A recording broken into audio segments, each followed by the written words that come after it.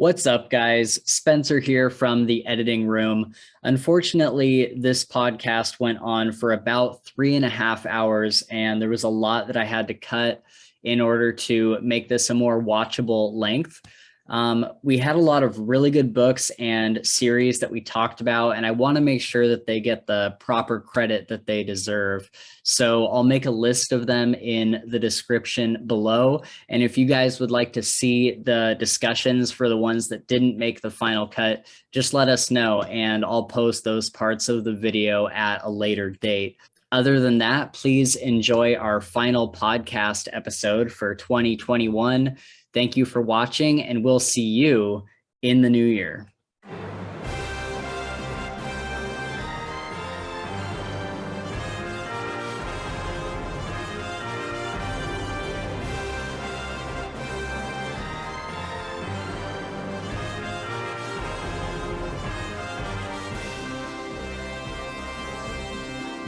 What's up, everybody? Welcome back to the Fantasy Files podcast, where we talk about our favorite fantasy series and topics. We are your co-hosts, Spencer and Gabe, joined once again by our friend Chris to just hang out and look back on 2021 and talk about our favorite new to us books and series that we started this year.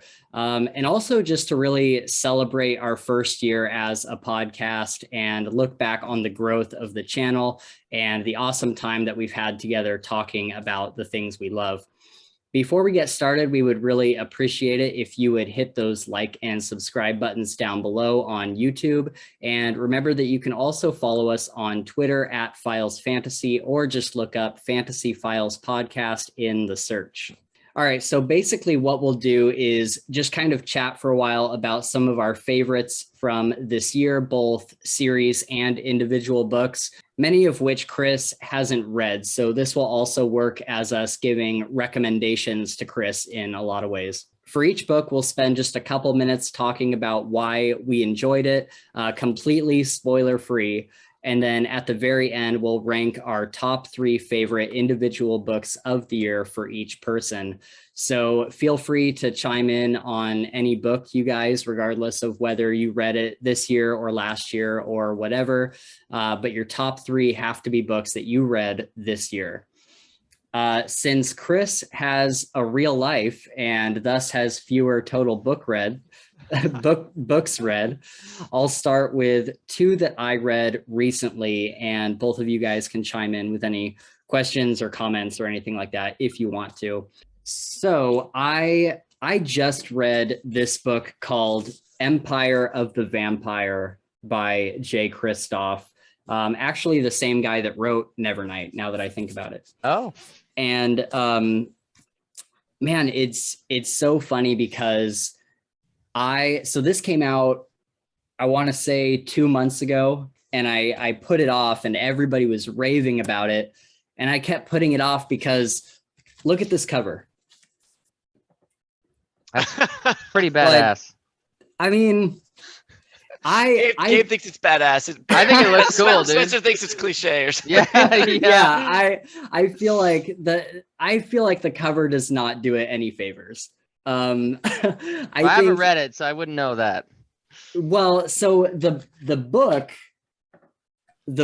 is absolutely fantastic. It almost makes it onto my top 3. I was completely floored by this book, completely blown away. But the cover, going back to the cover, it looks YA, like young adult fantasy. Okay. And because look at it. You got this like shirtless vampire with a sword over his shoulder with all these tattoos. Long hair. I'm like, all right, so this is going to be like some paranormal romance YA fantasy. But after watching Mike's book reviews, because he felt the same way. And he hated the cover so much. That he bought the UK edition and waited for the UK edition to come in. Does it have a better cover? Yeah, Google it real quick. It's okay, really awesome. All right. But yeah, and so I put it off because of this cover, because I was like, I don't want to read that. But after watching his review, he was like, do not let the cover fool you. Like, this is not in any way a young adult book. It is very, very mature themes, very dark and like sinister. And it's very adult. And so finally, based on that review, I picked it up, and I actually got the signed edition. Oh, nice. Oh, wow. And so I thought that was pretty cool. But I got that, and I listened to the audiobook, and it was phenomenal. It's basically you got this guy Gabriel de Leon. What? And he's essentially half vampire. So he had a father who was a vampire, and his mother was human. And everybody who is the offspring of that kind of union becomes a vampire hunter in this order called the Silver Saints. And so the book, basically what it's about is he is at the end of his life, supposedly, telling his story to someone who has imprisoned him. And he's been caught by the vampires after killing the vampire king. And so they have him in this prison, and they're asking him to tell them about like his entire life story. And so it's interesting because you know how Kingkiller Chronicles there was like a frame narrative where we have Old Coat, and he is telling his story to Chronicler and Bast. Yeah. So imagine that, except imagine if Coat is telling his story, but every now and then in the middle of a chapter, Bast or Chronicler would chime in, and then they would have a conversation on top of the story that's being told. Oh. So it's a little confusing at first, because it's not like, okay, here's the frame narrative, and then the next chapter is just the story. It's all like one flowing thing. So throughout this story where he's talking about his childhood, the person who he's telling his story to will chime in with different, comments or questions or asking for clarification. And so it throws you off a little bit when he's in the middle of a first person story, and then it says, and so asked, and then do you know what I mean? Right. Yeah, you know what I'm getting at? Yep. And so yeah, it was a little weird, but this book is phenomenal. You follow Gabriel through most of his life as a Silver Saint, and all these other things that happen in his childhood, and how he became a Silver Saint.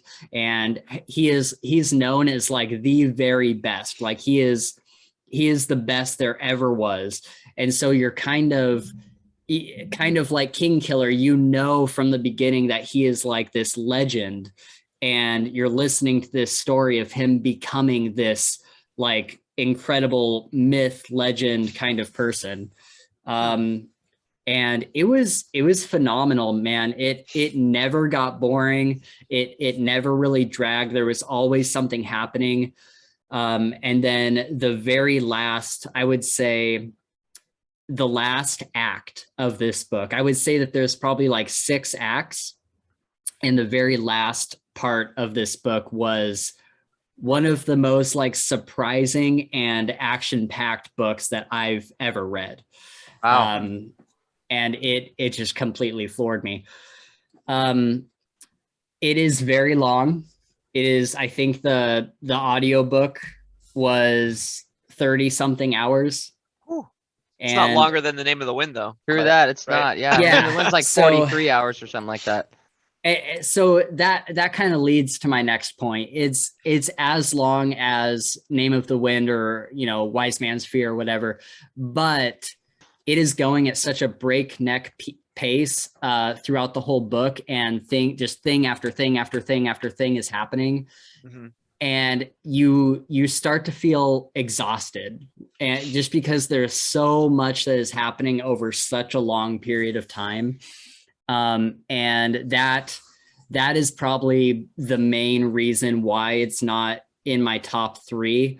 I also felt like the more explosive moments were kind of further and further apart. So yeah, I highly recommend this, but it is an exhausting read. It's something that you really have to like pay attention to. You don't really have to pay attention so much to like the little tiny details, but it's really easy to get halfway into a scene and be like, what is going on right now? And having to rewind like 30 minutes because you've missed what's been going on. So you really have to like pay attention while the story is going. But man, that ending, the ending is so worth it. I would love to do a spoiler video on it sometime. But just it is crazy. It blew me away. Is it set to be a series of any kind, or is it just a standalone novel? Yeah, I'm hoping that it's going to be a trilogy, because this is the way it ended. There's definitely going to be another book. I don't know if it would be like a series, like six books long or 8 books long. I hope that it's just either a duology or a trilogy, because I think that would be the best way to kind of wrap up this story. I think that if these books went on for like way too long, they would get really exhausting. Yeah. But yeah, it's supposed to be more than one book, and this was the first book in a long time where I have finished it and felt like I need book 2 right now. Like I really, really need this book now. Okay. So yeah, anyways. All right. Anybody else want to chime in with something they read this year? Yeah, so I've got a couple on my list here. I don't know if Spencer's have you ever read any David Baldacci books or Balducci? Okay, so he's like, it's not fantasy or anything like that. It's more of like, so this book's called Memory Man, and it follows a guy named Amos Decker who has basically an eidetic memory, and he's also has it's like synergistic something else. Like he never forgets anything that he sees. He can't forget it. And so there's this kind of plot where his I don't think this is spoilers because it's the first thing you learn about, but his family's murdered. And then the rest of the story is him like, he used to be a detective. So it's him like coming back into the detective scene, trying to figure out what's going on. And, it's a super good book. I really enjoy that a lot. So that's another one. And then the 2 series that I read that I honestly thought that I started them earlier, but I didn't. And it's the Land series. I've read all the books, love them, and the Iron Druid Chronicles. And the Land is probably my favorite out of those 2. And as Spencer knows, I talk about it every single podcast episode. You don't have to blow through all your picks right now. Well, I mean, it's just the 4 that I have. Like it's not very much, and there's more down there, but yeah. So yeah, those are mine. So then what? So let's talk about the Land then. What do you like about the Land? It's kind of like so again, it's another thing where you got this character named Richter that's playing a VR video game, and all of a sudden gets like sucked into like the Land, which is like the game that he was playing, but it becomes real, and he's actually there and whatnot. And I think there's such a good mix of, there's a lot of mystery, there's a lot of action. And of course, you got your like spells and magic and this kind of stuff that adds in. And I think my favorite part about it is that I've never laughed so hard listening to a series in my life. It is so funny, dude. There's so much comedic value in this book that like I've listened to the books like so many times, and every single time like I'll like have to stop what I'm doing, laugh my ass off, and then continue after that, so it's pretty cool. Yeah. And it's the same narrator of Kingkiller. Yeah, exactly. If you listen to the audiobook. Yeah, okay. Yep. And he does a really good job. And so also going along with that, I'm just bringing this up because it's such a unique thing. I'm not going to know how to explain it, but this book is in a subgenre called Lit RPG. Yeah. Can you kind of explain what that is? Yeah. So I think the way that, so Aleron Kong, who's the author, is like, people say he's the founder of literature RPG. And so I would say the way to describe it probably is that it's a book and you're reading it, but it's like it plays out like a role-playing game. Like you have all of your XP that builds up and your skills and all this stuff that like they talk about, and you hear them rank up and all this stuff. And so that's probably, I would say, an easy way to describe that. Like it's very much like a video game in sense. They gain levels and stuff. They gain right? levels, and then you get skills and you get to level 40 and you lock this skill and then you can use it. And there's I think there's 5 different classes of magic. There's death magic and life magic, and there's wind and air and fire, and stuff like that. And each category's got subcategories that you can rank up in and add on to and grow, and spells and whatnot.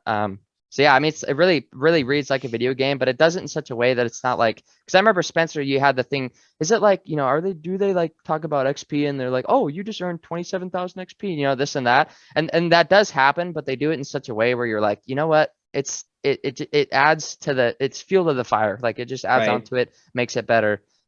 Yeah. I am slowly getting more and more interested in these, especially because the first 2 are going to be one of the next episodes that we do. And so Gabe, we've decided that the next, besides, whenever we do Wise Man's Fear, we'll fit that in somewhere, but more or less the next 3 books that we decide to read are going to be picks from Gabe that he wants me to read. Really? Yeah, I'm so excited. And so Gabe is tired of just toeing the line and being told what to do, huh? Yeah. Yeah. I mean, maybe, but no, I'm not. I'm not. Maybe. No, I think for the most part, we kind of decide. I usually come in with the recommendations, but ultimately we decide together what to read next. Yep. Okay. But there's, he's getting to the point now where he's read several books that I haven't. Okay. And so like I would never recommend the Land series just because I never thought to read them, and I haven't read them. So I'm trying to give him the opportunity to bring different books into the podcast. Yeah, I gotcha. Okay. So yeah, that's gonna be one of our next episodes, and I'm actually pretty excited for it. I'm excited for it too. What about Iron Druid? That was another one of yours. Yep. So that's my last pick here. Iron Druid Chronicles is it's another modern fantasy book, and it follows a druid.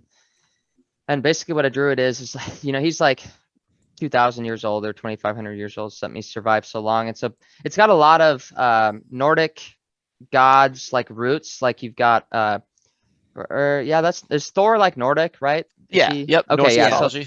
Norse mythology. So that's Celtic. And Celtic, exactly. Yeah. And so you got like the Morrigan, which is a goddess of death, and all these different gods that, have their own pantheon and do their own thing, like Thor and this, that. And there's vampires, werewolves, a bunch of stuff like that, all in modern day Arizona is where it starts. And so it's super cool. I don't want to say more because I'm worried that I'm going to give it away because it's so like kind of condensed at the beginning. But that's a good way to describe it. I really do recommend it. It's kind of like, I would say it's a little on the cheesy side, not like in a bad way, but it's not like as serious as the Dresden Files or whatever else. But I did really like it. It took me like maybe I read the first book, which is just an introduction to kind of the gods and this and that, and was super good. And then the second book is where the story actually picks up and you start to kind of see like where it might go in the future. And you're like, okay, this is pretty cool. Like, oh, I want to keep listening to this. All right, Chris, you got some picks here. Is there any in particular you want to talk about? Sure. Yeah. So I started the Kingkiller Chronicles. I believe I started that. No, I definitely started that this year. Sorry, I was thinking KDD, but Kingkiller Chronicles I started this year. We talked about Name of the Wind on a previous podcast. Yeah. So I'm actually in the midst of the Wise Man's Fear, which is the second book in the series. And I recently saw that a prequel for the third book was recently released or read by Patrick Rothfuss. So maybe I'm reading these books just in time for the third one to be released. But, I'm hoping, man. I'm really hoping that him reading the prologue, and he's releasing the first chapter of the book I think in January or February. So we'll get to see that. And it's kind of like, I've been hurt before, but it's like, maybe it's coming. Maybe it's coming. So yeah, let's talk about what you like about it so far. Yeah. Like what has gotten you so hooked on this series? Well, so first of all, just the main character, Kavoth, is a very likable main character. He's very quick-witted. He's intelligent, silver-tongued, right? He always has a quick remark to respond to something. So he's just an instantly likable character, and he's not over the top. One of the things that I guess I'll probably talk about a little later with King's Dark Tidings is one of the things that threw me off at first was just the untouchable, that the main character in that series is almost untouchable. But Kavoth is instantly sympathetic because he's got a history. His so I want to be careful with spoilers, but he's got a family history that gives him some depth and gives him some vulnerability, and he experiences vast periods of having absolutely nothing, just being completely destitute and poor. And it's so he's sympathetic, but he's despite all that, he's still an intelligent person that's trying to do what he can. So like I said, likability of the main character is something that really stands out to me. And then just the writing, the prose that Patrick Rothfuss uses.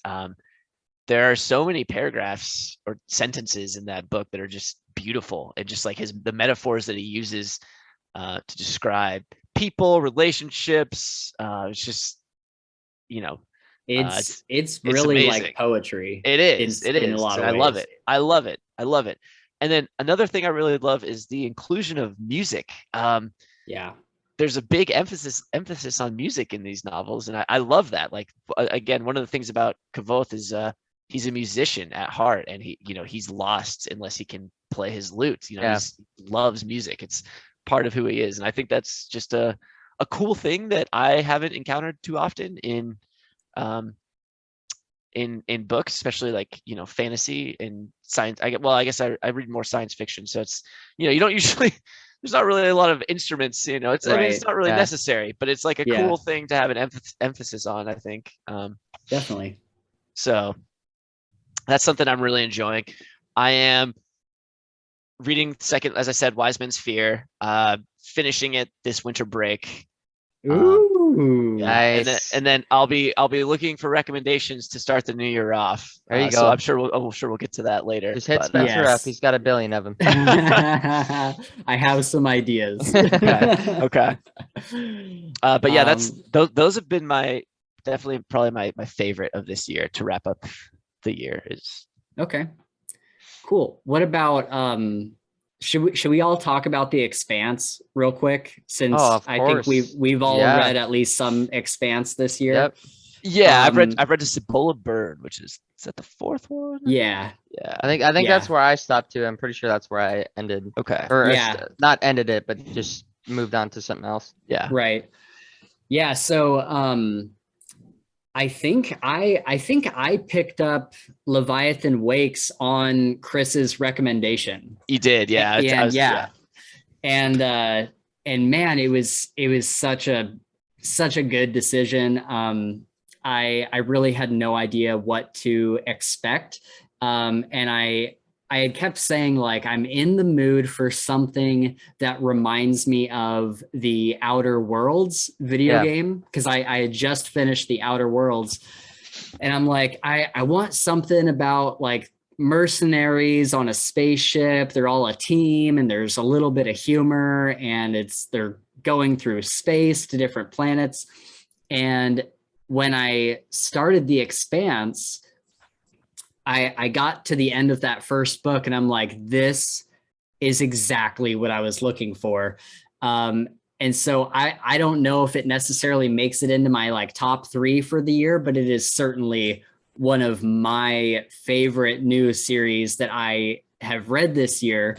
And I'm just like, it's been a while since I've read the first book of something and immediately said, I'm going to read the entire rest of the series, no matter what. Like, no matter how bad it gets, if it gets bad or anything, I'm going to totally finish out the series, finish all of these. Right. And Leviathan Falls, the final book, just released at the end of November. That's right. Yeah, so I gotta get reading the Expanse again. I think I finished. Where at did the you? Fifth Okay. book. Okay. Yeah. I was gonna say, where did you stop? Nemesis games. Okay. Nemesis games. Yep. How do you guys feel about the Expanse? What do you like about it?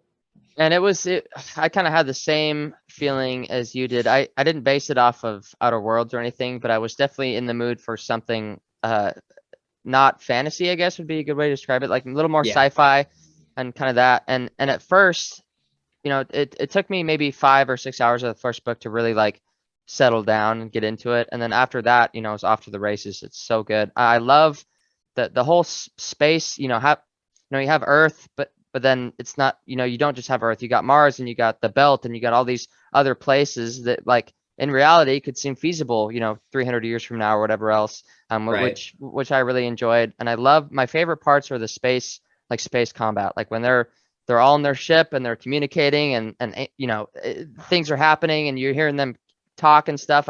Oh man, I love it so much. That's like my favorite. There's slow parts to these books, right? Like where you skip to somebody else and you're listening to them for like an hour and a half. And those points are great, because you learn a lot, but I'm just waiting for them to be back on the ship. I need Holden again, I need Holden again. And so, yeah, I really enjoyed him. And not only that, but I started watching the show pretty recently. I think I tried the first episode for a while and then, switched it up or changed something else. But I think I'm on episode like 6 or 7 now. And I love the show. I love the show. They do a really good job with everything, and the way that they communicate is pretty much the same. I can envision the book when I listen to the show, and vice versa. So yeah, the show does a really good job, and I've come to yes. think of most of the characters as I do the Yes, actors exactly, in the show. Absolutely. Exactly. Yeah. So I love it. Yeah, when I started watching the show, because when I started reading these and Chris was like, you got to watch the show. You got to watch the show. And I put it off for so long until I got to, I think the end of book 4 is when I started watching the show. And pretty much all of the characters were exactly how I envisioned them. I think the casting was done really, really well for that show. Yeah. Yep. Especially Miller. Love Miller so much. Yes, me too. Me too. Yeah, he's awesome. Perfect. I pictured Miller as Woody Harrelson because that's just how he sounds in the audiobook. But I did like his actor in the show. Yeah. What about you, Chris? What are your favorite things about the Expanse? Yeah, so I guess one of the big things for me about the Expanse is that it's it drifts, and some people might even say it's firmly in the category of, but I'll use the word drift, but it drifts in the category of hard sci-fi. As in it's logic based, it's real physics based. There's no energy weapons, and there's no energy shields, lasers, things like that. You're using ballistic weapons, torpedoes, railguns. There's no faster than light travel. When they go places, they emphasize the fact that it takes a really fucking long time. There's no artificial gravity, right? I mean, all of the gravity that they experience is from the thrust of the ship, the acceleration putting back on them. And then, even that, they can only travel so fast, or the acceleration on their bodies will kill them. So there's all these constraints. There's all these like real life constraints, and it makes the story very believable. It's like, man, this is exactly how space travel could be in the future, like in our lifetime, right? It makes it, I don't know, there's something about it that I just really like because of that aspect. So one of the, like I said, one of the big things is it's being overlapping with the hard sci-fi category, and then along those lines, and in terms of realism, is the the political intrigue and the political divides that spring up. So it's like when we're confined on our Earth right now, we deal with current problems and divisions between people because of things like religion and skin color, to name a few, class. Yeah. And it's like, man, everyone's, you kind of think of a utopia when you start to expand out towards the stars, but all that's done for humanity is exacerbate those problems in a way, or make them worse, or at least make them more starkly defined. It's like, oh, you got these these gravity dwellers that live down the well, and then you got all these freaking belters, right? And they all have racist, I say racist, but it's not racist, but all these disparaging names for each other, right? Right. So that's a really interesting thing that I think has some realism to it, is that like people will always find a way to oppress each other and be violent against each other. Yeah. It's like, it's been that way. That's been constant throughout history. Yeah. It'll continue to be that way. Yeah. Which, hopefully it gets better and better. But I mean, just the way the political divides happen in that show are just, I don't know. It just fits perfectly. Just like, of course, All right, cool. Let's see. Maybe I'll hop back and do two of mine. I think I really just have two more that I really want to talk about. Sure. So another book that I read recently, Chris, have you heard of the Wayward Pines show or books or anything? It rings a bell, but I couldn't tell you what they're about. So there was a show based on these books, and the first one is Pines by Blake Crouch. It's a very, very short book. I read it in 3.5 sittings, maybe. Probably took 8 hours total to read. Okay. And it is it blew my mind. Like I was texting Gabe while I was reading this book, and I was telling him I have not felt this way about a book in a very, very long time. Basically, to give some background info, it's about this guy named Ethan Burke, and he is a Secret Service agent, and he's going into, I think it's Idaho, because he's coming from Seattle. He lives in Seattle. Oh, cool. And he's going over to Idaho to visit this small town called Wayward Pines, where some of his fellow agents have disappeared. And so he's on his way in, and this big, huge semi truck comes out of nowhere and hits him. And so he wakes up. The book kind of, this is all within the first chapter, but at the very beginning, he wakes up in this field by a river, and he can barely remember his name. He can't really remember anything that happened, or where he is, or what he does for a living, or anything. So then he walks into town, and he walks into this town, and something is just very off about it. Like, it's just very creepy. Like, everything is like way too perfect. It's very like Stepford Wife kind of town with all these white picket fences, and everyone is just like super like fake smiley, and like it's just weird. I don't know how to explain it, but it's very creepy. Finally, he makes his way to the hospital, and they tell him that he was already in the hospital and he decided to leave. Wow. And meanwhile, he's getting these crazy headaches, and all this weird body stuff is happening. He's not feeling good. He looks in a mirror and sees that his entire like left side of his face is all like bruised and broken apart from this accident.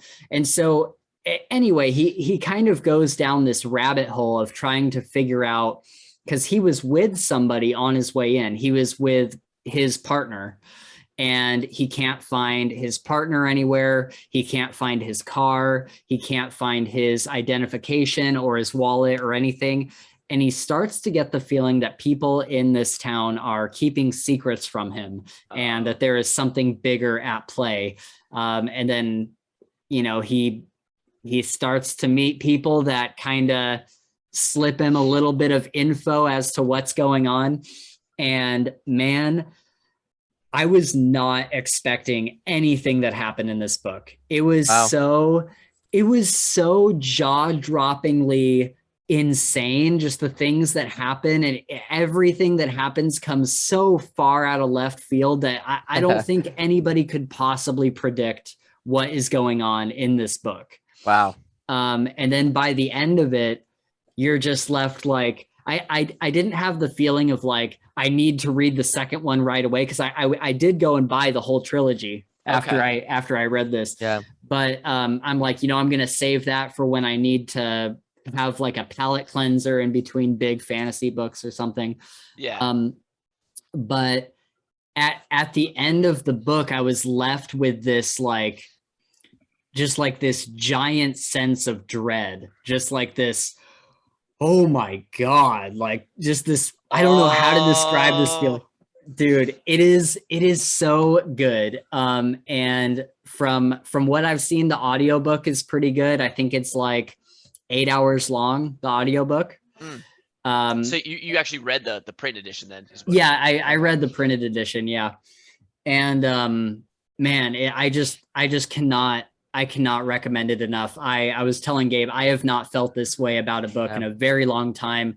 Ever since I read Dean Koontz for the first time. And it's like Dean Koontz, but very creepy with a ton of just mind bender kind of twists, and with a little bit of a sci-fi kind of twist on it too. Wow. And yeah, it's phenomenal. I cannot recommend it enough. I think I'm gonna have to place a hold for that right now at the library, because the way you describe you would love it. You would. The way you describe it just gets me all like, I'm very intrigued, because I love that feeling where you read something and you're just like, okay, this is weird. Like you got a bad feeling, but you have no idea what's going on. Like that. Just that anticipation, anxiety, a little bit of anxiety. Exactly. The thriller. And the whole, yes, exactly. And the whole book is like that. Like every single chapter, like things just seem to get worse and worse and worse. But not only that, there's like every chapter, there's like a slightly different twist, and he's getting a little bit of information, and then he gets a little bit more information that contradicts that information, and just goes back and forth until you're like 75% of the way through, and you're so confused in the best way. And you're just like, I have no idea where this is going to go. And then by the end of it, you're just like, holy shit. That's crazy. Would you, so have you seen the show as well, Spencer? Have you watched the whole thing? A long time ago. I have a long time ago. I can't remember if it was super faithful to the books. Okay. But Gotcha. After I read the next one, I'm going to start watching the show, because I don't know how far that first season goes into the second book. Yeah. Sure. I wonder if that's supposed to be good. I haven't heard. Well, it's got Matt Dillon as Ethan Burke. Yep. Oh, really? Yeah. I watched maybe, and this is not because I didn't like it, but it's just because maybe I just didn't give it enough chance, but I probably watched the first half an hour of the first episode. I didn't really know what the hell was going on. Like I was just very, very confused, whatnot. And I think I was ready for bed. Supposed to be. Yeah, I know for sure. And that's what I'm saying. Like I did not like it. I need to give it, I need to try it again, but it was definitely very, very much of a mind fuck. Even the first half an hour of the episode. Was, Who directed it? All right, so moving on a little bit, I just want to talk about this real quick, because I've talked about it a lot on the podcast already. But this year, recently, like two or 3 months ago, I started The Wheel of Time by Robert Jordan. And this series I put off for so long, because the only thing I knew about it was that it was like 14 books long, and that there was like 1,000 characters or something, and 200 of which are point of view characters at different points throughout the story. Wow. So it seemed like a really big undertaking, and in a lot of ways it can be, but I started the first book, The Eye of the World, and because the show was coming out, and I told myself, I'm like, I'm not going to get the audiobook, but if I find this book at like Half Price Books or a used bookstore somewhere, I'll start reading it and see what I think. So I finally found it at Half Price, and I sat down that night to start reading it. And I think that was on a Friday. And I was so completely hooked that when I went to work on Monday, I was like, I have to buy the audiobook so that I can listen to it while I'm at work. Yeah. And I have just absolutely fallen in love with the series. I think the characters are so amazing and so likable, and you just really fall in love with like the setting of this world and these characters who are just going from one bad thing to the next bad thing to the next bad thing, just trying to figure out what is going on. And I don't know how to explain it. It's classic. Well, not exactly classic fantasy, but it's taking from a lot of the classic fantasy tropes. Okay. It's very similar to Lord of the Rings in the way that it's written. And yeah, I don't know. I love this series. Basically, if I'm going to give a short description of what it's about, this is a world that is how time works in this world is it's essentially a wheel. And so time just keeps going in a circle over a long span of time. So like thousands and thousands and thousands of years. And so at some point on the wheel, our time right now has happened. Okay. Oh. And then it keeps going in a circle. And what happened on the last turning is there's magic, obviously. And what happened at the end of the last turning was there's this guy named the Dragon, who is kind of this eternal hero that keeps getting reincarnated over and over and over to fight evil in this time loop, so to speak. And at the end of the last time loop, the evil one, the dark one, had tainted the male side of magic. So any man that uses magic goes insane. So only women can use magic safely. However, you have this dragon who is supposed to come about to save the world from the evil one, the dark one, who comes around every now and then to mess things up. And the dragon is a channeler. He's a magic user. So now everybody is terrified of, it's getting to be about that time where the dragon is supposed to come about. But if he does that and he uses magic, then he's going to go insane. And then he's going to be way more of a problem than he is a hero. Okay. And so that's kind of the overall premise. And then, we kind of get that explained to us in the prologue. And then then we start in the first chapter in this place called Emond's Field, which is more or less the Shire from Lord of the Rings. And they're having this big celebration, and that's kind of where you meet our like 5 main characters. And then it kind of goes off from there, and they go on this adventure, and they learn that one of them is the dragon, and so on and so forth.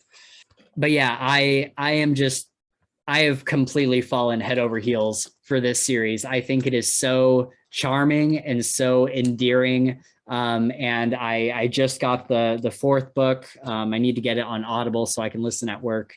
And I cannot wait to go on with it. I hate the show. I hate the show. I was just going to bring that up. I was going to say that the show is not what you thought it was. Now, for somebody like me, And I'm pretty sure I You might read the like the first show. book, but I didn't really understand or really like the Yeah. first book all that much. But that's what I'm saying. Like maybe I should watch it. Maybe I'll You like it. Who should knows? watch the show. I think you'd Yeah. like if you haven't read the book, then the show is fine for the Yeah, most for part. sure. But because they stray so far away from what they Yeah, it's wrote, just yeah. it's not anything that happens in the books. Like not at all. There's not one complete scene from the books in the show. Oh wow. It's following the same general story very loosely, but it's not the books. Yeah. And so I'm not going to go too far into that. Our listeners can go listen to my Dragon Reborn video I did a few days ago if they want to hear me rant about the show. Yeah. But yeah, I have my problems with it, and I just stopped watching the show. I was like, every time I watch an episode, I'm just getting angry. Yeah, so I'm just gonna keep reading the books because the books are good, and I like the books. So more power to you. Yeah. All right. Do you guys want to talk about Mistborn Era 1? Oh yes. Yeah, we can talk about that. All right. So Mistborn is a fantasy book by Brandon Sanderson. And the first 3 books are almost bordering on the edge of dark fantasy.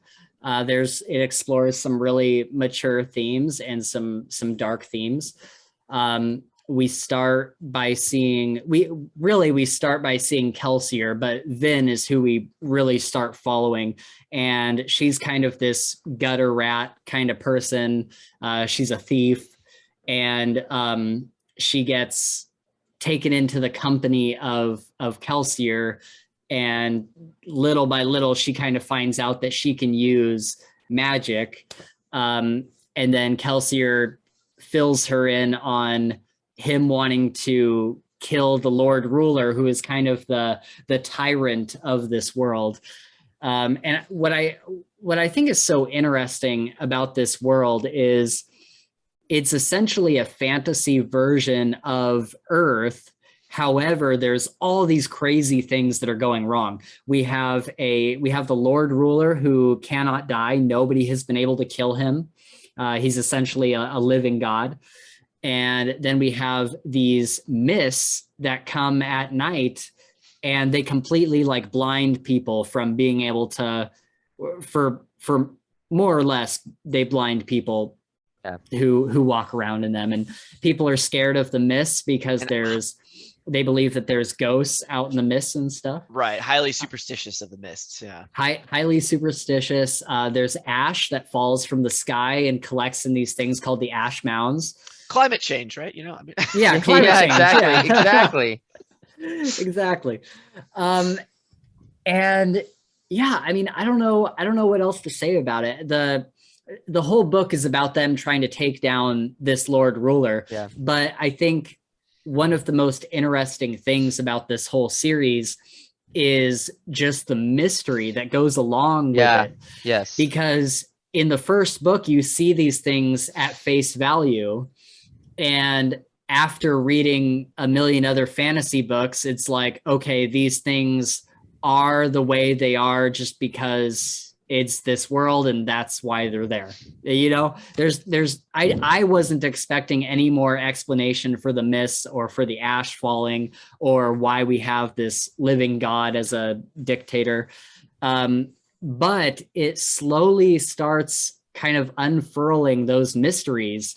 And with each book, we get a little bit more information, and it ends up in this huge, like, reality altering, like, revelation at the end of the book. And even at the end of book 2, you start to get a lot more information as to what is going on. And just, I loved how incrementally we just get little bits of information, but with more mysteries added in. Like we'd learn one thing and then another mystery would come up, be like, okay, well, if that's that way because of that, why is this doing that? And it was just like this constant back and forth. And it was probably the most like I guess like critical thinking I've had to do in a book in a long time, like trying to figure out, well, if this works that way, then why does this work that way? And sure enough, they all tie together, and it all makes sense in the end. Yeah, he does a really good job of that, tying everything together and explaining everything. And then the magic system for me is one of the most enjoyable magic systems that I've encountered in a fantasy series.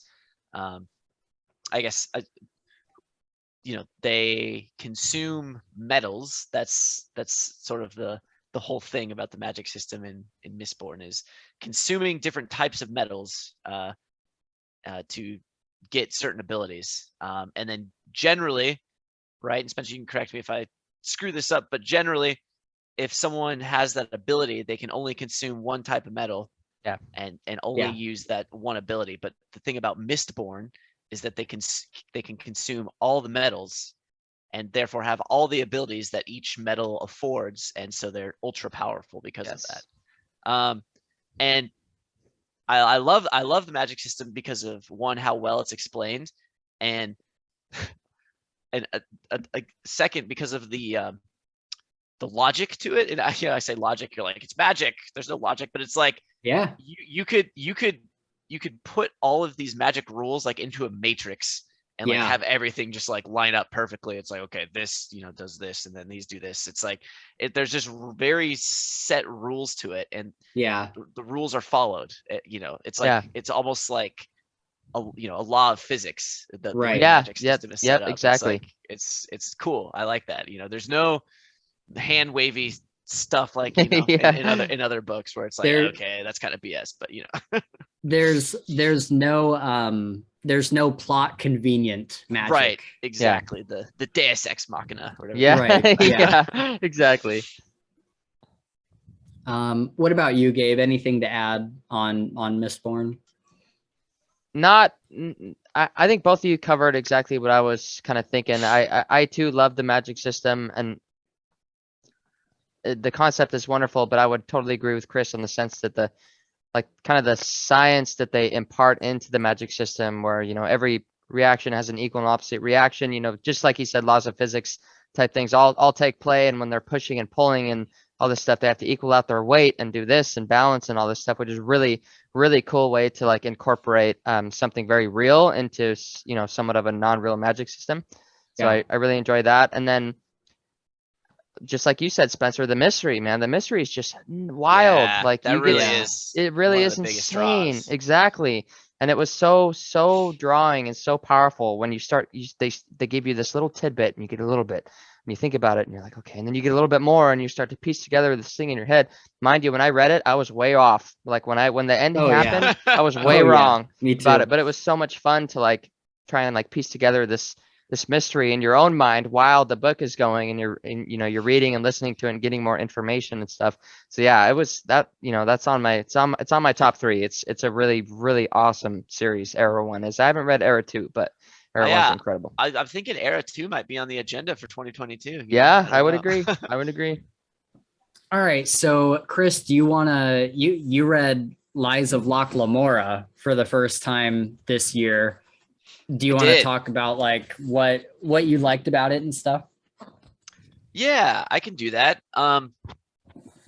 So Lies of Locke Lamora is basically about sort of an elite group of thieves, con artists, like think kind of Ocean's 11, but it's set in, I guess, what I would describe as medieval times, sort of in a city that kind of gives me Venetian vibes. Like it's they call it Camor, right? The city of Camor. Yeah. And it's all on the water with sort of different islands that are interconnected, sort of like Venice, Italy. So it's a very cool setting, and it follows Locke Lamora, our hero, quote unquote. Definitely not a hero type, but he's a sort of main character. Yeah, he's the main character. He's kind of the linchpin of the Gentleman Bastards, which is their gang, their so-called thieving guild. and he's the one that comes up with all the brilliant ideas and plans the heists and the takes. So it kind of follows him and their story. Was that a good enough synopsis? Yeah, totally. What did you like about it? So one of the biggest things I liked about this book was the humor. Yes. Locke Lamora is an absolutely hilarious person. He the things he says, the things he does to people, he does some extremely mean things to people, but it's it's pretty hilarious. It mostly involves conning them out of their clothes or something. Yeah, not actually, but I mean, he could do that. He could con a person out of the shirt on his back. That's the kind of slick talker, quick thinker he is. Yeah. So the humor in this book is really great. We've got some fantastic quotes back in the Locke Lamora podcast episode. Yeah. So that's one of the main things I like about this. Okay. Yeah, apart from the humor, there are some very serious plot points that serve to sort of shake up the story. Several in particular that I did not see coming. And so that's one of the things I liked about this book. Some of them are quite shocking too, to put it lightly. So there were moments in the story where I was like, holy shit, wow. This is so some very intense, shocking moments in the book, and then also some very satisfying conclusions and sort of revenge is taken, without giving away spoilers. It's kind of hard to it is hard talk about it without giving away spoilers, but I don't know, just the whole book reads differently from what you think of as a classic fantasy. It's definitely, for me, it read as almost more of sort of like an Ocean's 11 type of thriller where they're going along trying to stay one step ahead the entire time, and things happen that set them back, betrayals, murders, and so they've got to recoup and kind of do that. There's an element of magic in it, and it's light. There's a light element of magic, and it mostly comes through as bullshit magic, as this guy's super OP. This guy's super overpowered and can do this but it serves the story well though, because it makes you hate the magic users. You're just like, God, these fuckers, like. And it makes you feel helpless because no one else in the book really has magic, right? And so you got this guy. Yes, that's a very good point. Yeah, it makes you feel helpless, and it really makes you really want Locke to think his way out of this, and how is he gonna combat against this magic user, this overpowered magic user, and he comes up with some clever things. I think that's one of my favorite parts of the book, just in general, is how he thinks his way out of things, because he's not strong. He's like as skinny as I am. He's just kind of like this, fairly average dude who has special skills in things that nobody else does. Like he is able to think his way out of anything. He's able to plot and scheme. And the ways that he gets out of these situations are when it finally gets revealed, because it's written in a way where you don't know what he has planned. It's true. Yep. And so when everything finally comes to fruition, you're like, oh, I see how he did that. And it's mind blowing. Yeah. And I guess another thing about this book is that it's a fairly small cast of characters, right? I mean, this is a very like isolated story. This isn't some big epic fantasy like Game of Thrones, or epic sprawling sci-fi like The Expanse, right? This is a very contained, tight story, which I mean serves it well though. I think it's nice. Like you really get to know Locke and his gang. His best friend Jean Tannen, the gentle larger member who can kind of bruiser type. But you get to know the characters and really like them and kind of bond with them. I don't know. It's this book is hard to describe, but it is reading it. It has a very different style to it, and it's, I guess, partially the way the prose and how it's written, but also just the setting. And I don't know. It's interesting. I just recommend picking it up and trying it out. It really is. It really is different than anything else I've read. And kind of jumping off from what you just said, so I've read the next two books, and my favorite thing about those is the characters and the relationship between Jean and Locke. And they are, like, besides Frodo and Sam, like, they are kind of regarded as the best friendship in fantasy. And we see their friendship grow and how they will do anything for each other. Like, even when everything is really, really bad and they're in a really bad situation and they could easily, like, turn on each other and save their own skin. Like, they are thick as thieves. Yeah. And it's just it's the next two books are fantastic. I can't wait for you to read them. Okay. All right, let's talk about I want to talk about, I mean, we both read this, Gabe, but I want to talk about We Men of Ash and Shadow by Holly Tinsley. And this was an incredible book for me and for both of us, because basically how I found this book was I was up late on Twitter, and this random person who got retweeted or something, named Holly Tinsley, had shared, "Oh, my book just went on to Audible." And I was like, "Oh, what is this book?" And the cover just absolutely grabbed me. The cover is so cool. And so I was like, all right, well, I'll go read the description of this. And so I read the description, and I was like, oh, this is definitely something that I would like. Basically, it's a city that is in a fantasy setting. It's kind of in maybe like a 1700s. It reminds me a lot of Dishonored, of that kind of time period. That's cool. And matter of fact, the whole book reminded me of Dishonored. But it's set in a time period like that, and the whole city is basically on lockdown. And the people that live in this city are like disgraced nobles, criminals, rapists, murderers, like prostitutes, like all just the worst of society.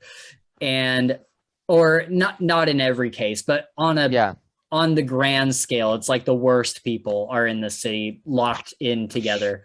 And our main character is John Vanguard. And he used to be in the military.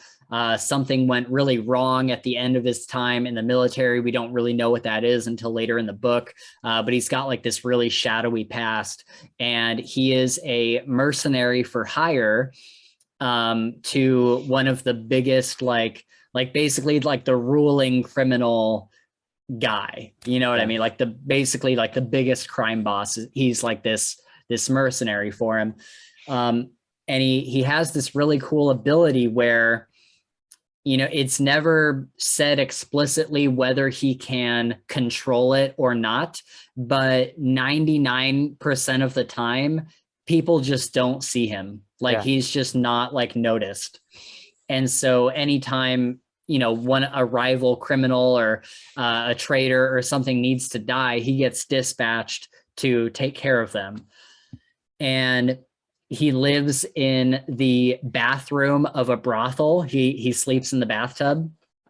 And so over the course of this book, we see how close he is with the girls that live there and work there. And you just start to care so much for these characters. And then near the beginning of the book, we also see this other guy. What was his name? Taran, I think. Taran, yep. And he is very similar to John Vanguard as far as like the abilities he has. And John has to decide whether he wants to take Taran under his wing and train him on how to use his abilities or not. And so then there's this whole conspiracy going on throughout the city, and that's kind of where our story takes us. But this book was so surprisingly good. And I should say that, so I read that description. Basically everything I said is in the description. And then I clicked on the sample for Audible, and the narrator, RJ Bailey, the way he was doing these voices, he had a completely different voice for every single character. And it felt so organic and so real. And I was just like, I have to read this. So I bought it on the spot and started listening that night. And then I think it was the next day that I texted Gabe, and I'm like, hey, you need to buy this right now. And we need to make this a priority to get this on the podcast, because it was so good. I could not believe it. Yes. And so we talked about that. We read the book. I think we even read it twice. Yeah. And then I was talking to RJ Bailey, and I was like, hey, would you want to come on the podcast? He's like, sure, but you should ask Holly. And I'm like, do you think she'd want to? And he's like, yeah, like ask her. And so I asked Holly, and she came on the podcast before RJ did. Yeah.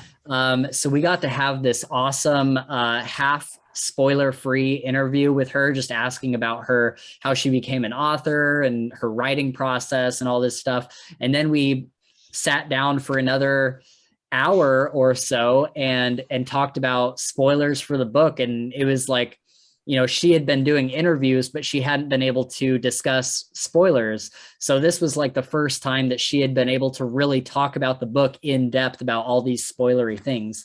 Yep. And that's super cool. It was a ton of fun. Oh man, it was so awesome. That episode was so much fun. And then RJ Bailey came on, and then they gave us audiobook copies of We Men of Ash and Shadow to give away. Sorry, is RJ Bailey the narrator? He's the narrator. Yeah. Okay. Exactly. Okay. And so then we had RJ on, and that was a fantastic episode. Yes, that's so cool. It was super funny, and it was awesome. And now I talk to Holly and RJ like all the time on Twitter, like at least once a week.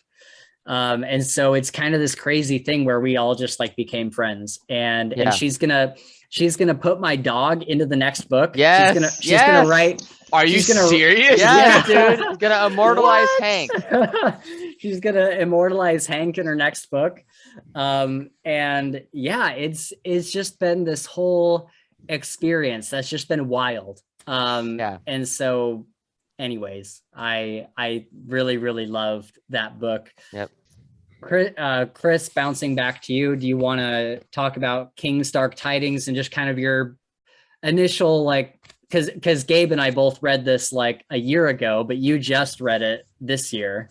I did. Do you want to talk about like what you liked about it, your first impressions and stuff? Yeah. So let's see. I guess, I read, there's 4 of them out right now, right? Yeah. And I made it through all 4. That's that's impressive.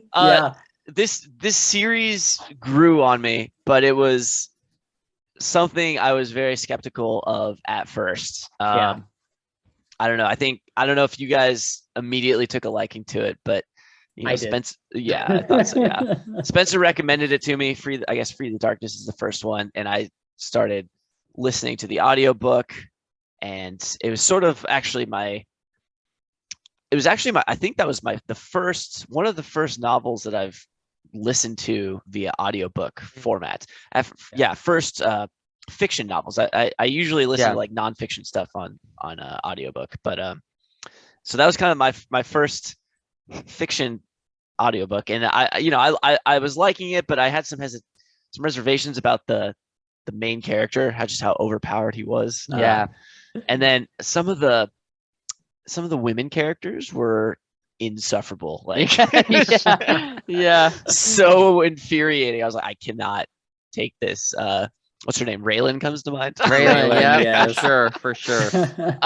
But they got really good. They got a lot better, actually. And honestly, in my opinion, the writing in the books seem to get better and better. I really enjoyed the second one, Reign of Madness. And then they also increase in complexity, and the story gets bigger and bigger and bigger in a way. So yes, overall, I do like them now. Our character Rezkin is good at everything, an amazing fighter, good with women, good looking. He's got it all. There's not really too many flaws that our Rezkin has, except for maybe real human interaction. But yes, that's kind of one of his big flaws. Yeah, exactly. Yeah.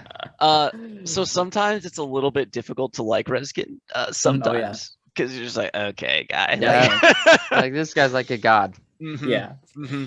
But other times it's very easy to like him. I mean, when he does something that's inherently good, you're like, hell yeah. Like when he flexes his muscles to do something inherently good, it's like, it's badass. And that's what makes him such an interesting character, right? Is because he has like this, is dichotomy the right word? This duology of dichotomy works. Like he has like this really dark side of him, but then he does good things, and it's kind of left up into the air as far as like, is he doing these good things because he knows that's what people want him to do, or is he doing them because he wants to do them? And he's doing them, or is he following the rules, right? Yeah, so he has this list of rules that he follows. And we don't want to give away too much, but that's like really the core of his character, and the experience that it leaves for the reader is to try to decide for yourself, like, is he a good person? And if he is he a good person because of the rules or what other people expect, or is he a good person because of what he wants to do? And it's just kind of like this constant back and forth of trying to figure him out.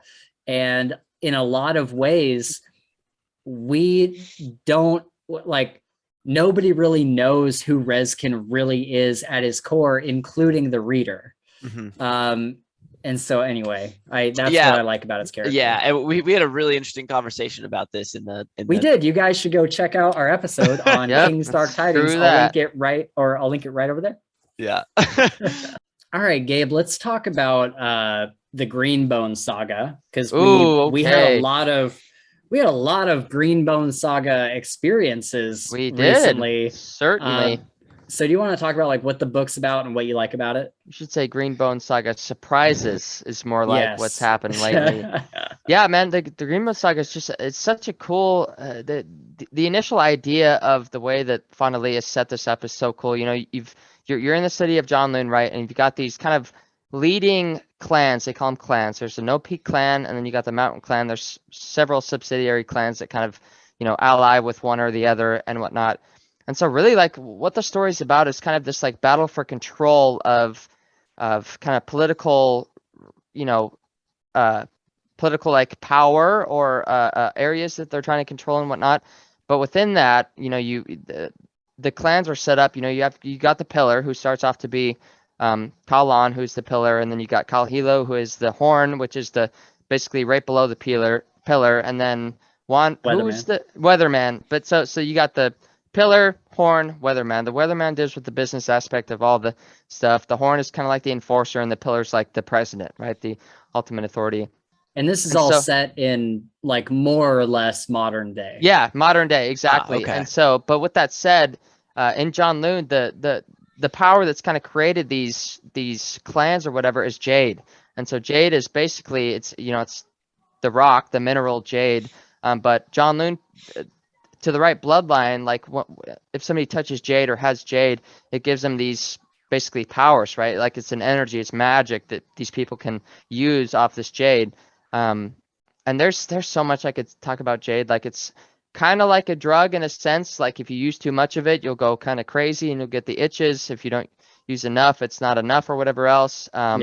So that's a whole from it. You can withdraw from it, exactly. If you let go of it or stop touching it, you'll go into withdrawals and whatnot. So that's kind of a whole nother bargain. But I think that the thing that stood out to me the most was basically it's just a big battle for control, right? You got the pillar or the No Peak clan trying to control more than the mountain and whatnot. So there's a huge political aspect that comes into play. There's lots of times where there's meetings between the two clans, and they have to be political, and they have to be like, this and that, diplomatic, exactly. But behind that, there's all this treachery, and there's this sneaking and murderous intent and all this stuff that goes on. And so it's super crazy to see from the start, when you get introduced to the clans, to the end where, it ends up at the end and you're like, man, this has been a crazy ride. That's like the best way I could describe these books. Yeah. It's a crazy ride. It's absolutely insane. Well, what's nuts is they take place over, all three books take place over like 50 years. Yeah. Yeah. And so you start the book with Hilo, and he's in his like 20s, late maybe? teens, 20s. Yeah. Like early 20s. And then at the end of Jade Legacy, he is like a very old man. Yeah. And so you're seeing these people's lives. And the way I describe these books is it's basically magical Yakuza gangs. Okay. And so they're like these crime families, but they're involved in politics, like with the mayor and with people in political power. And the gangs aren't inherently evil. They're not like criminal. They're there to, protect their part of the city from the other clans and from common criminals and stuff like that. So people will pay people who live in their jurisdiction, pay them tribute, and then in turn they protect them. Kind of like extortion, but they're a lot nicer about it. Yeah, that's what I was going to say. It's definitely still kind of criminal in the aspect of how they work. But just like you said, they're very like kind about it. Like if you're willing to support us, pay tribute, we'll do everything we can to protect you and your assets. Right. And so, I really fell in love with these books. And I think, especially getting to the second book, it's kind of like every single chapter, something crazy is happening. Like something like, holy shit, like that person just died in the most violent way, like crazy stuff like that. But we also kind of going along with just reading those books and having really good podcast videos on them. Do you want to talk about some of the experiences we've gotten to have recently with relating to Greenbone Saga? Absolutely. Okay, so this was maybe 2 or 3 weeks ago, right? Is when the last thing took place. So Spencer texted me prior to those 2 or 3 weeks, and he says, you need to have, I think it was the 4th. Was that? It was a Sunday. You need to have the Sunday off. Make sure your schedule's cleared. Nothing can happen. You have to have that day off. I said, okay, awesome. And so he didn't tell me what it was about. I had no idea. And I drive to his house, picks me up, and we're headed to Seattle. And we're into Seattle, and all of a sudden we stop at the University Bookstore for the UW.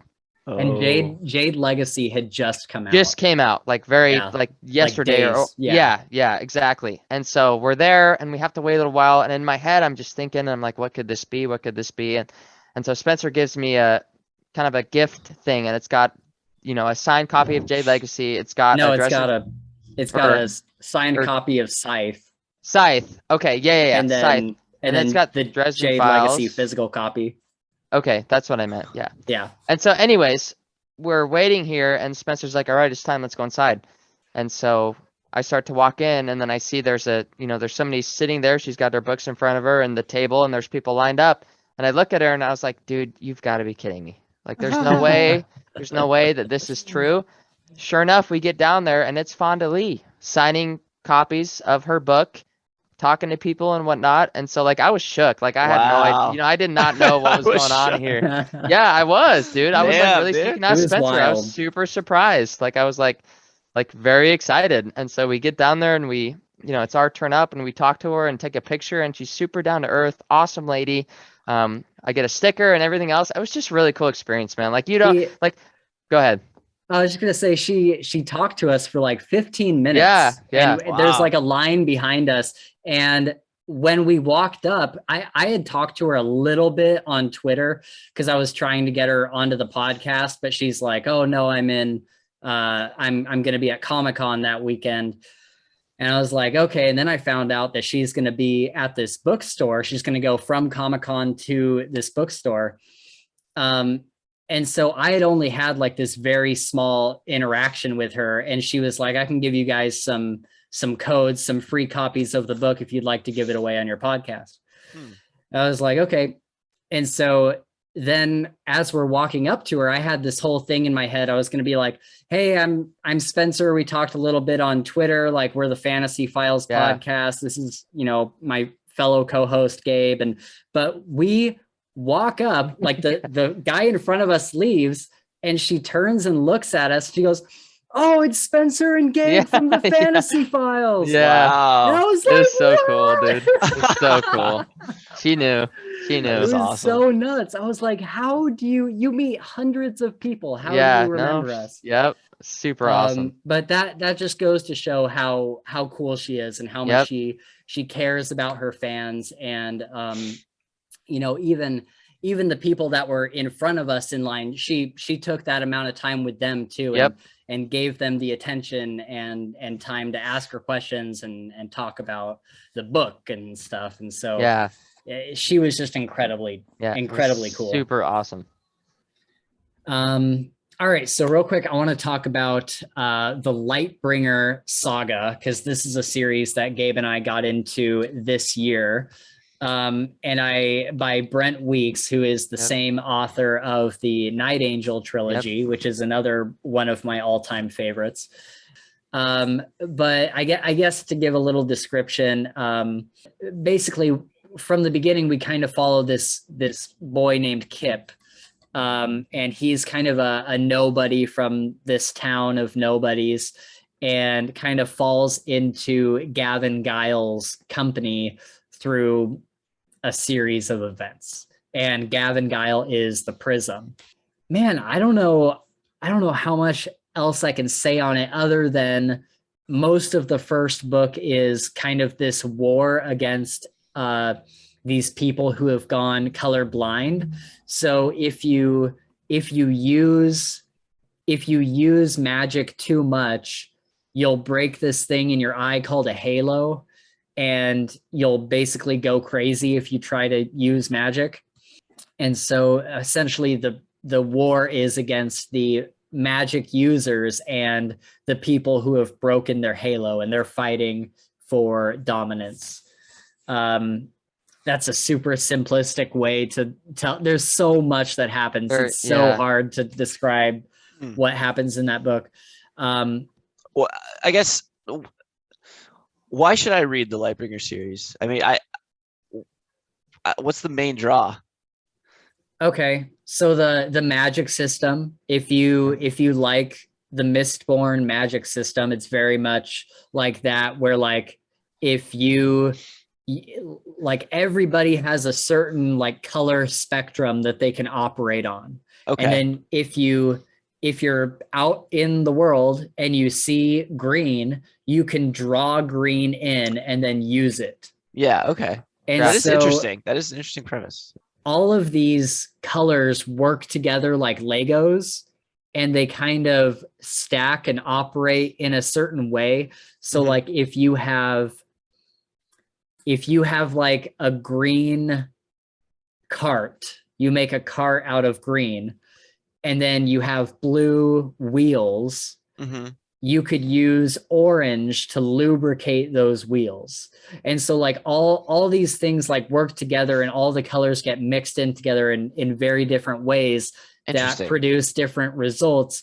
But if you understand the magic system, you can kind of the same way as Mistborn, you can like logically predict how these things will operate. Yeah. I see. And so that's a very cool element to be able to follow.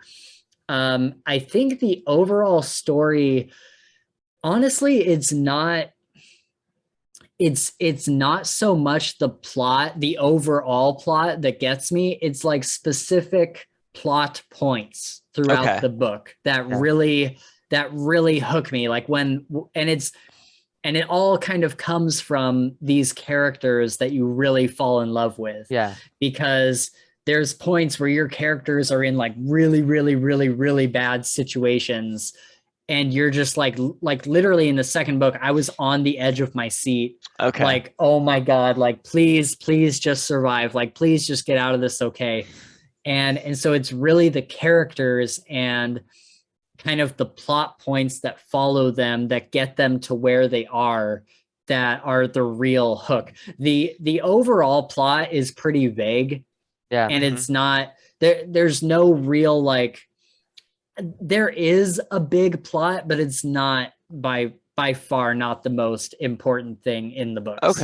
Okay. And so it's like these little moments that you get with these characters that really and how they all link together, how doing this thing at the beginning of the book got you to here at the end where you're screwed. And like, it's so good. So good. That's exactly what I was to say. Each character is, like you said, you've got your base plot, but each character's got this own backstory and story that then corresponds with, their actions made now corresponds with like later, even in the first book. And then the second book, you remember something that happened in the first 20 minutes of the first book. And you're like, oh, okay, so now this is making more sense, kind of adding up to this and that. And yeah, it's good in that sense. But I would agree with the general plot is kind of not vague, but like not as exciting as each character's kind of unique story, I guess. Okay. Yeah, it's a great way to put it. Okay. Yeah, exactly. All right.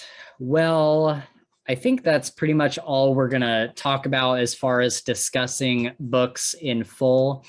Ones that I would like to shout out that I have read this year or that Gabe and I have both read this year that we just don't have time to talk about. The first one being this book called Oathbreaker by A.J. Recker. And this is a book that I read recently, and it's very, I guess, grimdark. It's like dark fantasy, and it's just one of those books that did not end the way I expected. And by the end of it, I was very invested in the characters. It's a self-published book as well, which is pretty cool. I've been really getting into the self-published kind of community and books this year. Another one is Voice of War by Zach Argyle, another self-published book. Zach Argyle is actually a Seattle resident. He lives over here, and he's been a ton of fun to talk to on Twitter. And the book is a lot of fun. It's like a mix between Mistborn and Lightbringer, with kind of a smaller story about like more or less one single character. And that's another one where I just the style of it was very cool. It's a very stylish book. And it just everything it does has a lot of flair. And we're probably going to have Zach Argyle on the show pretty soon when we read the second book. Another shout out is Oathbroken, part of the Chaos Reigns series by Jared Smith. And we actually did have Jared on the podcast. I think he was the first author that we had on here. That was a ton of fun. Oathbroken is kind of an urban fantasy book, similar in some ways to Dresden Files, I guess. Magic user in modern day. I forget what city he's in. I can't remember if it was California or something like that.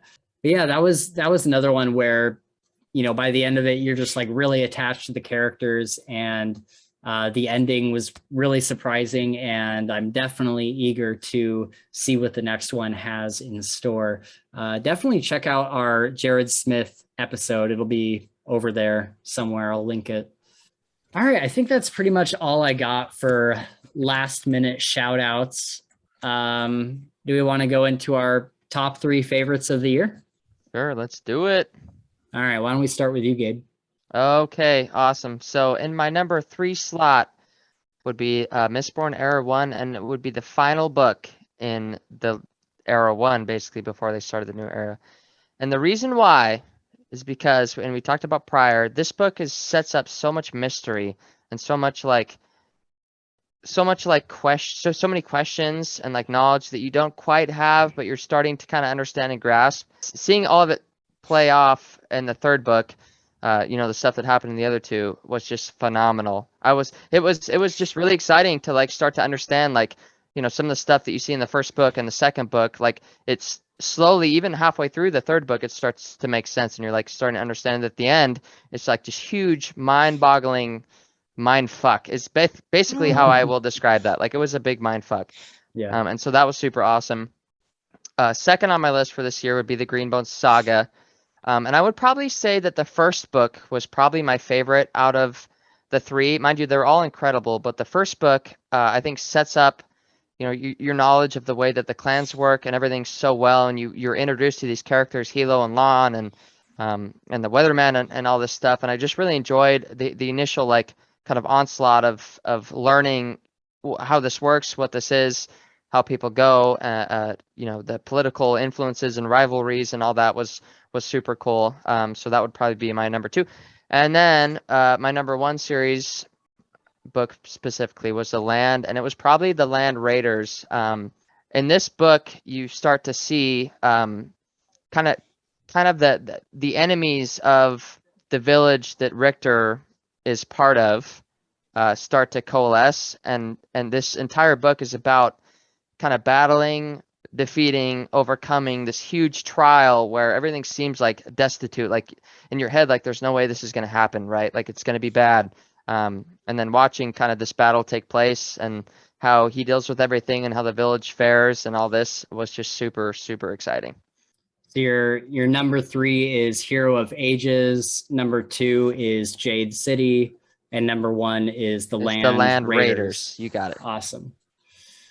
What about you, Chris? Well, I think you'll probably be able to pretty much guess what my my top three are going to be.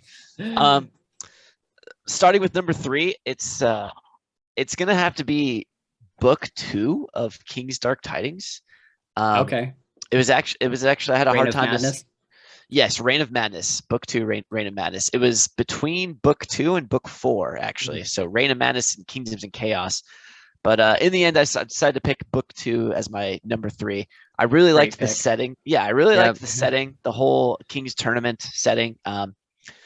For those that haven't read it, there's a really great setting, and our hero kind of takes this persona that is really fun and interesting to watch, or rather read. But yeah, so that's my pick for third.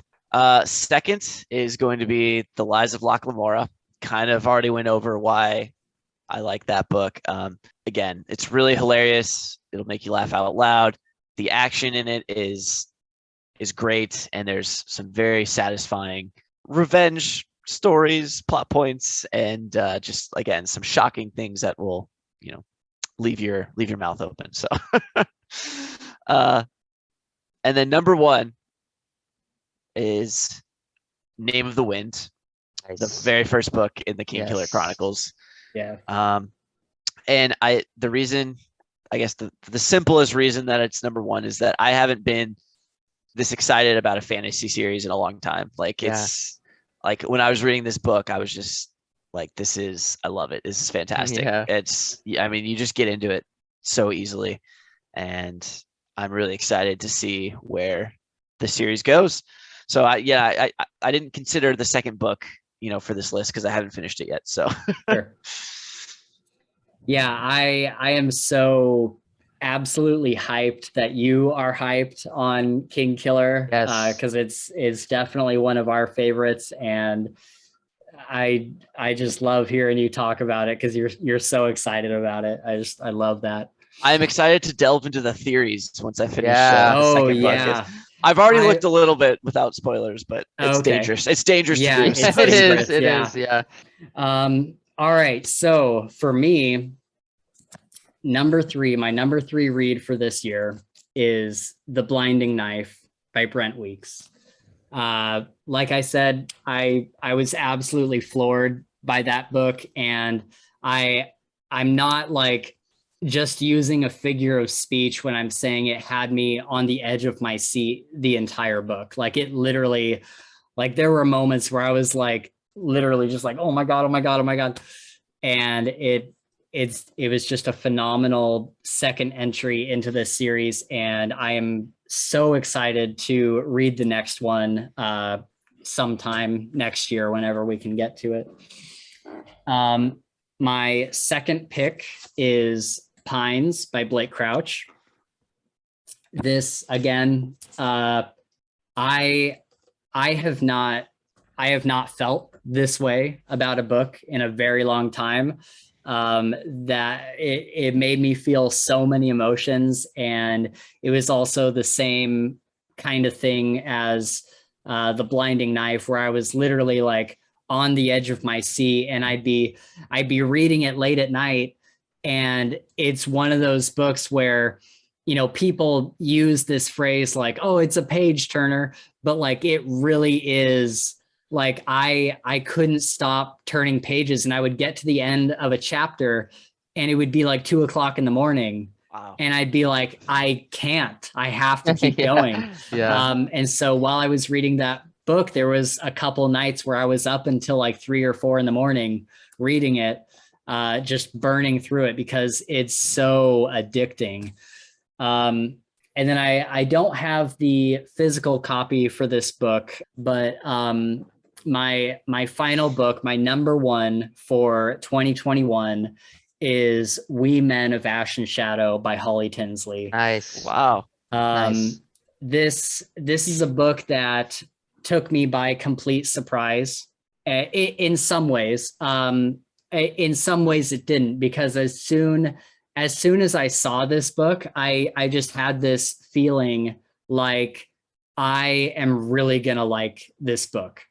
And sure enough, as I went through it, it was just, it's really, even though it's kind of in like the grim, dark fantasy category, I feel like it's really something all its own. It's really hard to pin down what this book is.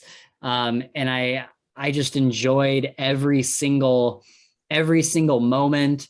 The entire story had me completely hooked. There was never a moment where I was bored or just waiting for the next thing to happen. I was always interested. The characters all drew me in, and I fell in love with like every single characters, even the villains. Not only that, but Holly Tinsley's way of writing this, excellent prose, and just the way she wrote this out, and the way you kind of find things out. It's like this kind of this mystery going on throughout the whole book. And it was just really expertly done. And then on top of that, why this is, you know, for my number one, a lot of things have to come together and be perfect.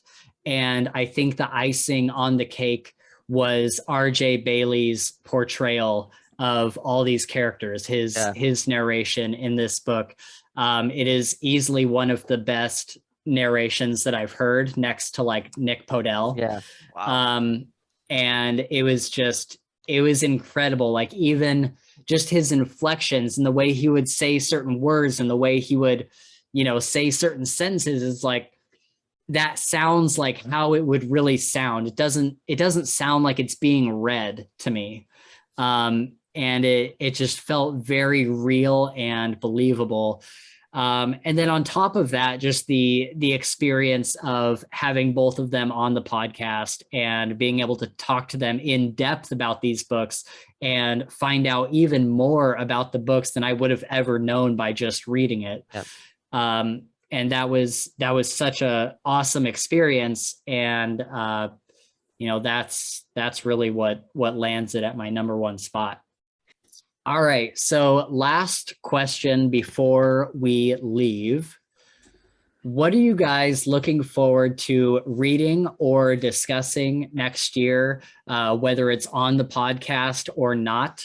Are there any series that you are currently reading that you can't wait to read the next one, or stuff you're looking forward to bringing onto the podcast in 2022? It doesn't have to be about the podcast, but either way. For sure. Yeah. So I'm really looking forward to not finishing, but reading more of the Expanse series. Getting quite a bit further through that, and like you said, the next book's coming out like next month or something like It's that. already out. It's already out. Okay, exactly. So like I've got quite a ways to go, and so that's kind of exciting. And then on the podcast next year will probably be like, I don't know if the land will fall on next year. Yeah, But it probably might. most of it will. Yeah, and so that I'm pretty excited for, and just a couple of the books that I've really been into lately, seeing if Spencer likes them and whatnot. So yeah, that's probably about it so far. I'm sure there'll be more once I learn a little bit more about what's out and what I should read. But yeah. Right on. Chris? Well, I am going to be a step behind you guys, it seems, because I'll be reading stuff that you've already read. Oh yeah, but that's fine. Yeah, I'm. You really got me excited to read Pines, so Yes. I've placed a hold on that at my local library. So I'm gonna pick that up. You should read it, and Gabe will read it, and we'll do an episode on it because I haven't talked about it on the podcast yet. I'd be down. Okay. I'd be down. Yeah, that was your description of it really intrigued me. So I'm excited. I'm really excited to read that actually. And then I'm also going to download We Men of Ash and Shadow on Audible, since that was your number one. Yep. I haven't done that yet, so I will be downloading that on Audible. Nice. And then actually, I don't know if I'll get to this next year. I hope so, but I would like to finish the Expanse series at some point. Yeah. It's a lot, man. That's a big undertaking right there. But I'm kind of excited to. I like reading sort of older classics, science fiction sometimes. So I really want to read some of the science fiction novels that won Hugo Awards, like in older years. Oh, the 60s or 70s or something. So one I've been looking at is A Fire Upon the Deep. I don't know if if I'm even gonna like it, but it won a Hugo Award, and then the premise sounds kind of interesting. So Fire Upon the Deep, Hyperion's another one. Oh yeah. Yeah. So just kind of those like older classical sci-fi novels are fun to read sometimes. Man, yeah, lots of good books. I think you definitely have some good picks ahead of you. If there's any more that I come across where I'm like, oh, you got to read this right now, I'll definitely shoot you a message. Okay. All right. So books that I am looking forward to next year. I think that Mage of No Renown and King's Dark Tidings 5 are supposed to come out next year. Mage of No Renown comes out in the spring, and then book 5 will probably be in the summer or fall. So I'm really, really looking forward to those. As far as things that I've already started, I'm super excited to keep going with the Wheel of Time series. Super excited to keep going with Lightbringer. And I kind of want to go back and try that Unwind series again. Oh yeah. And read the second book in that series.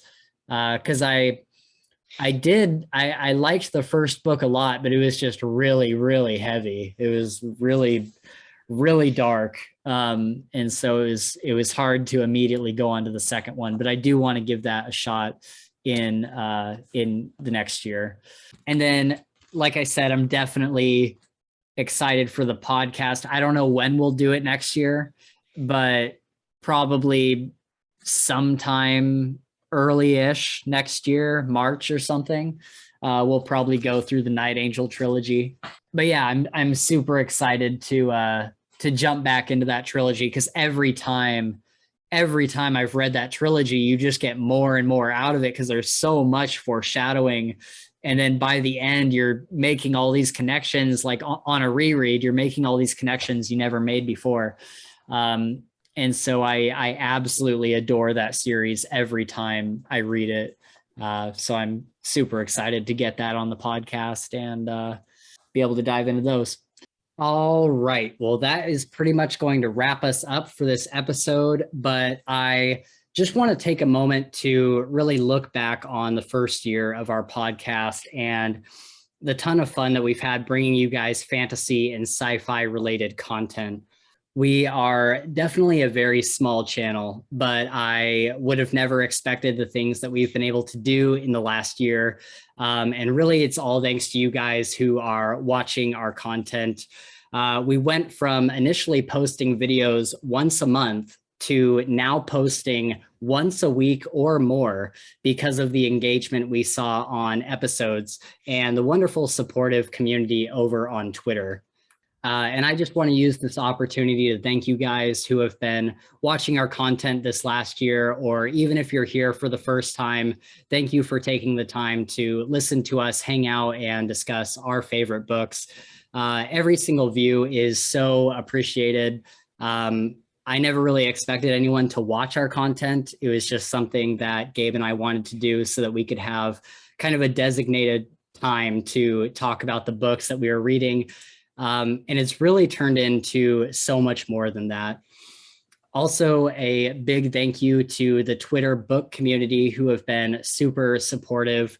We've made some really cool friends over there, and it's just an awesome place to talk about our favorite fantasy books, which is really the whole reason why we're here. And it's really amazing how everyone shares each other's content and really lifts each other up, which is wild that I'm saying that about Twitter of all places, honestly. But the fantasy book community over there is really, really awesome. It's really something special. Speaking of Twitter, both this podcast and Twitter have opened up crazy avenues for us to talk to actual authors about their books. We got to have Holly Tinsley and her audiobook narrator, RJ Bailey, on the podcast, which was wild to us, and Jared Smith.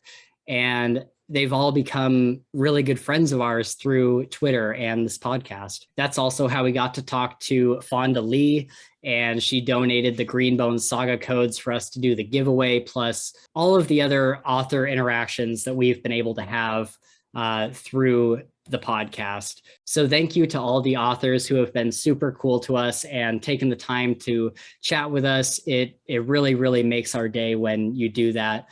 And we're looking forward to another year of having some really great authors and other booktubers on the show. All that being said, seriously, thank you, Gabe and Chris, for being a part of the podcast and taking time out of your weekends to hang out and talk about books. This has seriously been some of the most fun that I've had in years, just hanging out and chatting with you guys about our favorite books on the podcast. So yeah, here's looking forward to another fantastic year of the Fantasy Files podcast. We will all see you probably the first week of January with another full podcast episode, but there might be some smaller content between now and then that we already have in the bank. We'll see how the holidays go and, how much we can get posted. Don't forget to hit those like and subscribe buttons on your way out. And you can also follow us on Twitter at Files Fantasy for more fantasy related content, as well as my random ramblings or bad Wheel of Time takes. We'll see you in the next year. Have a fantastic holiday season, however you celebrate. And until next time, ho, ho, ho, motherfuckers. Bye. Bye. Bye.